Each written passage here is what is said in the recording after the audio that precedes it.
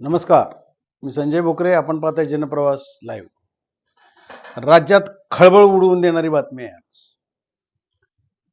विलिनीकरण राष्ट्रवादी अजितदादा आणि शरद पवार राष्ट्रवादी एकत्रीकरण होणार नाही होणार. प्रफुल्ल पटेल यांचं एक, तटकरेंची भूमिका, सगळ्यांच्या भूमिका सगळ्या बघितल्या आणि अखेर हे विलिनीकरण होणार नाही म्हणणारे विलिनीकरण आता ते पुन्हा विलिनीकरणाची सुरुवात सांगलीमधून जयंत पाटलांच्या नेतृत्वाखाली होत असल्याची बातमी आहे आणि एकच खळबळ राज्यात उडालेली आहे. ह्याच्यावर आज विश्लेषण करायचं.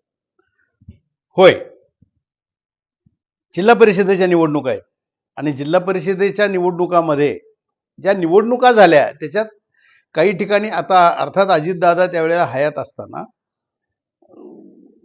शरद पवारांचा गट, राष्ट्रवादी आणि अजितदादांचा गट एकत्र काही ठिकाणी लढलं, हे निर्विवाद सत्य आहे. म्हणजे महाराष्ट्रातच सगळीकडे हे चित्र आपल्याला बघायला मिळालं.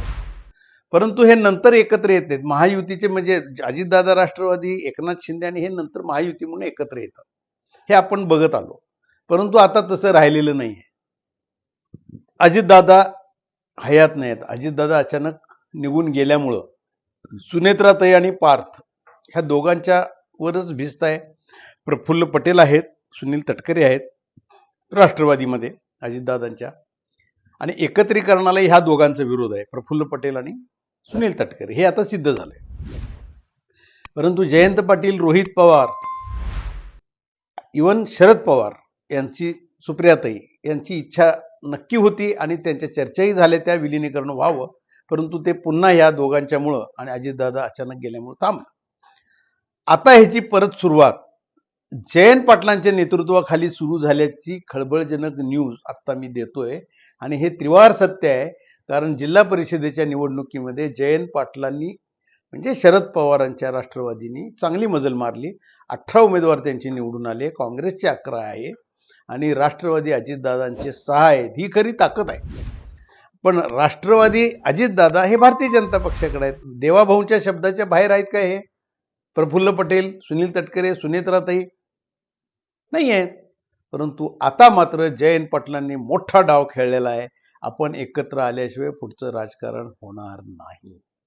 आपल्याला एकत्र येणं गरजेचंच आहे आणि हे सुनेत्राताई आणि पार्थ पवार यांना पटलेलं दिसतंय की आता आपल्याला एकत्र आलं पाहिजे. प्रफुल्ल पटेल आणि तटकरे हे भारतीय जनता पक्षाचं ऐकूनच राजकारण करतायत. इथनं पुढचं भवितव्य आपल्याला आहे. 2.5-3 वर्षामध्ये चांगली पक्ष बांधणी करूया आणि आपण पुढे जाऊया आणि सुरुवात सांगलीतनं करूया. जिल्हा परिषदेचा अध्यक्ष शरद पवार राष्ट्रवादी पक्षाचा करूया. तुम्ही आमच्या बरोबर राहावा आणि ह्याच्यात एकंदर मनधरणी यशस्वी झाली आणि उद्या त्रास झाला तर काय करायचं ते आम्ही पाहून घेऊ. हे जयंत पाटील हे मुरब्बी राजकारणी आहेत आणि त्यांना साथ दिली कुणी? संजय काका पाटील, माजी खासदार, 2दा खासदार आहेत ते सांगली जिल्ह्याचे, आणि त्यांना भारतीय जनता पक्षानं दुखवलं ही त्यांची मनोमनी इच्छा आहे. कारण विशाल पाटलांनी अपक्ष उभं राहून त्यांचा पराभव जरी केला तरी नंतर परत नगरपालिका असेल, बाकी त्यांचं स्थानिक स्वराज्य संस्थेच्या निवडणुकीत त्यांनी चांगली मजल मारली. संजय काकांनी चांगली झेप घेतली. आता परत वेगळी आघाडी केली. परंतु आता ते राष्ट्रवादीचं म्हणून सक्रिय झालेले आहेत आता. आणि ते सक्रिय नुसते झाले नाहीत तर पुन्हा हे दोन्ही एकत्र आणण्यासाठी जयंत पाटील आणि त्यांच्या बैठका झाल्याचं खात्रीला एक वृत्त आमच्यापाशी येऊन धडकलं. म्हटलं आज हे विश्लेषण केलं पाहिजे. देवाभाऊंना आणि पालकमंत्री चंद्रकांत दादांना हे खरं आव्हान उभा केले. त्यांनी सांगलीतनं आता हे संपूर्ण राज्यात त्याचे लोण पसरतील. पुन्हा एकत्रीकरणाच्या चर्चा सुरू होतील. रोहित पवारांनी जी भूमिका घेतली आहे, अजितदादांचा घातपात असेल तर तो शोधून काढला पाहिजे, हे सुनेत्राताई, पार्थ पवार आणि जय पवार यांचं मत आहेच. परंतु त्यामध्ये जातीय राजकारण अजितदादांच्या पक्षामध्ये येता कामा नये याची दखल सुद्धा त्यांनी घेतलेली आहे. कारण त्यांनी टार्गेट फक्त सुनील तटकरे आणि प्रफुल्ल पटेल हे असं करत असल्यामुळे कुठंतरी सुनेत्राताई नाराज होत्या. परंतु जयंत पाटलांनी पुढाकार घेतलेला दिसतोय आणि ही नाराजी सुद्धा आता दूर केलेली दिसते आहे. म्हणजे उद्या जयंत पाटलांचा जर का सांगली जिल्ह्यात राष्ट्रवादी शरद पवारांचा पक्षाचा अध्यक्ष झाला, महाविकास आघाडीचा झाला आणि त्यात हे सहभागी झाले अजितदादा राष्ट्रवादीचे 6च्या 6 उमेदवार निवडून आलेले, तर नक्की शिक्कामोर्तब झालेला आहे. आता ही विलिनीकरणाची सुरुवातच चालू झाली. परत जो विषय थांबलेला होता तो जयंत पाटलांनी पुन्हा जिवंत केला, जागृत केला म्हणायला काही हरकत नाही. आणि रोहित पवार सुद्धा याच्या मागे असण्याची शक्यता ही बोलली जाते. आणि ही बोलणी सुनेत्राताई, पार्थ पवार, जयंत पाटील, संजय काका पाटलांच्या माध्यमातून हे सगळं झालेलं दिसतंय.